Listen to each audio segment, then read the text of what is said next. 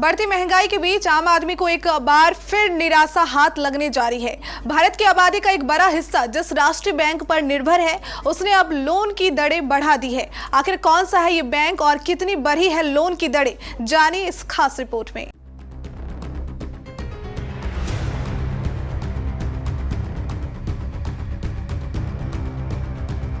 बढ़ी हुई महंगाई कम होने का नाम ही नहीं ले रही है। सब्जी, तेल, अनाज, पेट्रोल, डीजल, हर वस्तु महंगी है। ऐसे में खुद का घर बनाना, व्यापार करना या वाहन खरीदना आम आदमी के लिए अब दूर की कौड़ी साबित होती दिखाई दे रही है। मध्यम वर्गीय परिवार एक बड़े निवेश के लिए बैंक पर निर्भर होता है, जिसके द्वारा लोन दिया जाता है।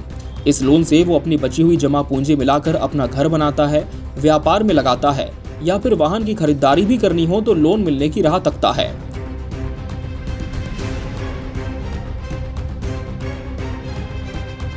मगर अब यही लोन अपनी दर बढ़ाने से महंगा हो जाए तो फिर आम आदमी कहां जाए।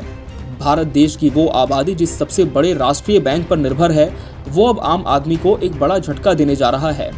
जी हाँ, ये बैंक है भारतीय स्टेट बैंक, जिसमें हमारे भारत देश के करोड़ों निवासियों के खाते हैं और इस बैंक ने अब अपनी लोन दरें बढ़ाने का फैसला लिया है।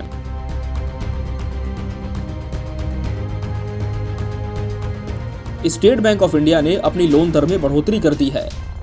Marginal cost of loading rate में बढ़ोतरी के बाद अब आम आदमी को लोन पर ज्यादा कीमत चुकानी पड़ेगी। पिछले साल 2022 में बढ़ी हुई महंगाई को काबू करने के लिए रिजर्व बैंक ऑफ इंडिया ने एक के बाद एक लगातार 5 रेपो रेट की वृद्धि की थी। आरबीआई के इस कदम को भले ही लोग कठोर कदम मान रहे थे, लेकिन महंगाई दायरे में आने की बात कही गई। हालांकि महंगाई काबू में आने के दावे के बाद भी आरबीआई ने नरमी नहीं बरती और इस साल की पहली एमपीसी मीटिंग में एक बार फिर रेपो रेट बढ़ाने का ऐलान कर दिया।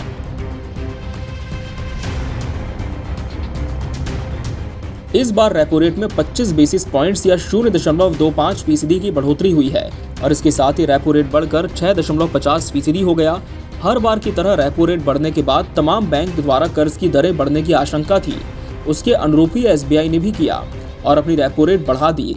एसबीआई एमसीएलआर में 10 बेसिस पॉइंट की वृद्धि हुई है, जिसके बाद home loan, car loan, education loan या पर्सनल लोन समेत सभी तरह के लोन महंगे हो जाएंगे और इसका सीधा असर आपकी ईएमआई में होगा।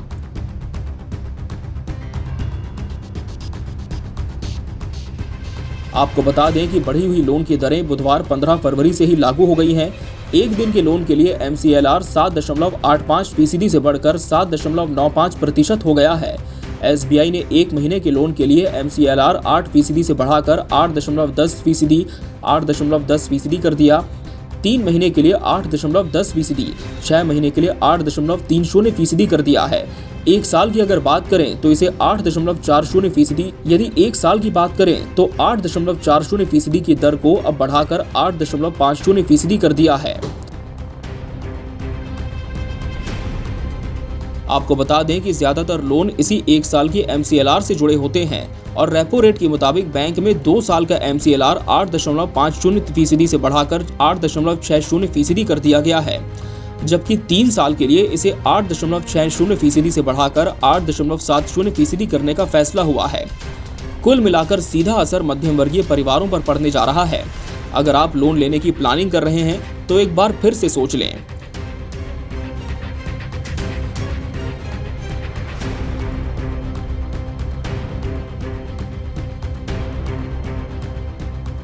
Bureau report, KBC news.